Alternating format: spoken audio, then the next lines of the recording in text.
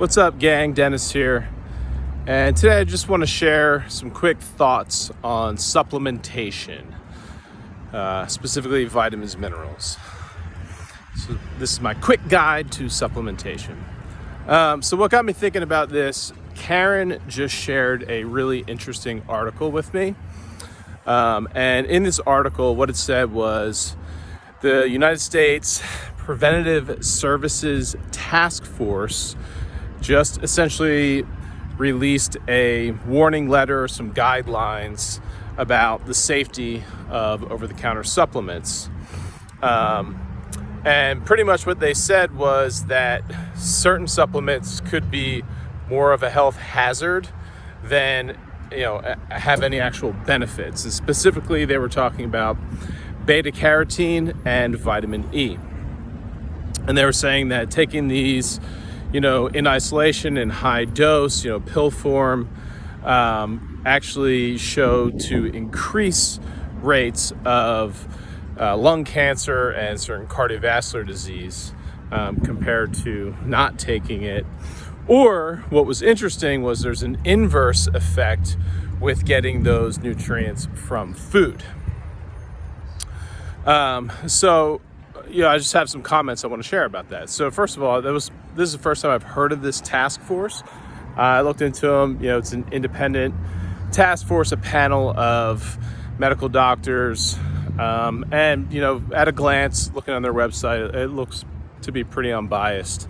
But I'm sure if we dig around deep enough, there's some bias. Now, my gut reaction to the headline of the article was, there must be some weird bias here, or what are they trying to get at? But after reading the article, I think it was pretty honest. And essentially what they said was that you should be trying to get your nutrients from food as opposed to high dose synthetic supplements. And I agree with that. And anybody who's in the supplement world, sort of the holistic health world, that they already kind of know that. So it wasn't really news to me, but it's a good reminder. And so let's talk about that. So how should you get your nutrients? Now, anybody who's working with me knows that I kind of have, my big two, big three. And that's, omega-3s and antioxidants. Really, those are kind of the big two. And then we talk about some other potential targeted supplements. And I recommend getting these from food. Food first. So let's talk about what that actually means, though. So for both, for omega-3s and antioxidants, I recommend cod liver oil. Now, you might think, okay, well, that's a supplement, but really that is a food. It's an extract from food, cod liver from liver. It is still in a whole food form. We're not, creating omega-3s in a lab. We're not creating the ingredients of cod liver oil in a lab and reconstructing it. We're just distilling it from a food source or extracting it from a food source. So I really like the Garden of Life Icelandic cod liver oil. It's got a good amount of EPA and DHA, the omega-3 fatty acids, and it has high natural vitamin A and natural vitamin D. Okay, so these are naturally occurring sources of these vitamins. This is a food-based vitamin. Okay, so that's how I'd recommend getting those vitamins and fatty acids. Now, in that line of thinking, what if you wanted other things like vitamin E, B vitamins, etc.? The next best source from food is going to be actually beef liver. If we're talking about, getting it in a concentrated dose, right? So if you're eating, a whole foods diet with good comprehensive whole foods diet, let's call it that, you should be able to get most of your vitamins and minerals in adequate doses from eggs, from beef, from chicken, from having some fruits and vegetables in your diet. But if you want to kind of try and get a concentrated dose, make sure you're hitting adequate amounts on a daily basis, you could do just a bit of beef liver each day, like 3 ounces a day, and you're going to really up your intake of these vitamins and minerals that you need. Okay, so that would be like my next best, or my next step, my next best recommendation be cod liver for the omega-3s, and then beef liver for some more comprehensive support. Now, beyond that, if you really want to start checking all the boxes, I do have one supplement that I like and recommend, and really only one that I found, and that is the Whole Earth and Sea supplement by Natural Factors. And this is another food-based supplement. Now, it comes in a tablet, but when you look at these tablets, they are green because really all these tablets are highly condensed greens. And so I shared their website and the process in the Discord channel.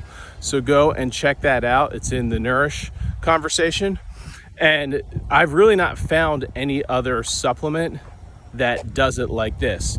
Essentially, they have their own farm where they're growing all these leafy greens, these cruciferous vegetables, herbs, fruits, and so it has a blend of some 50 greens, vegetables, fruits, herbs, even some like sea greens, kelp, etc. in there. And what they're doing is they're using this sort of like low heat vacuum process to extract the water out of these vegetables, basically like drying these vegetables and condensing them into a tablet. So each tablet is 200 grams of greens, okay? But it's still food, okay? And so this supplement, the Whole Earth and Sea, gets you your daily value of B vitamins, it gets you polyphenols, it gets you antioxidants, it gets you really everything you need. So if you're really just trying to check the box and say, hey, I'm getting my full day's adequate intake of the RDIs, whatever, the daily recommended intake for all these vitamins, minerals, etc., you can get that, I think, safely through the Whole Earth and Sea supplement. I would selfishly like to create my own supplement so I could sell it to you guys and have good margins, but I don't see how I could ever reproduce, at least not in a timely fashion, this supplement. I mean, they have their own organic farm, their own organic sourcing, and their own process for extracting these nutrients. And so really it's the only supplement I found in my years of exploring supplementation, working in natural grocers, exploring their supplements department, that I think actually meets the criteria of being food, of supplementing your life with food, but in an efficient manner. So that would be my recommendation. Otherwise, if you're just trying to, kind of get food, you got to think about the organ meats. Okay, so eating liver, taking cod liver oil. If you are vegan or vegetarian, you're going to run the risk of not getting enough B vitamins. You could do brewer's yeast, so it's still a naturally occurring form of B vitamins from food, from the yeast of the byproducts of brewing. So I do like that. But yeah, really, you want to look for these naturally occurring vitamins and minerals and not get synthetic vitamins and minerals. That's the takeaway of the article. That's the takeaway of the recommendations of this preventative task force. And it's something that I agree with, okay? I mean, I think it's a good, solid recommendation and something that's important to know about.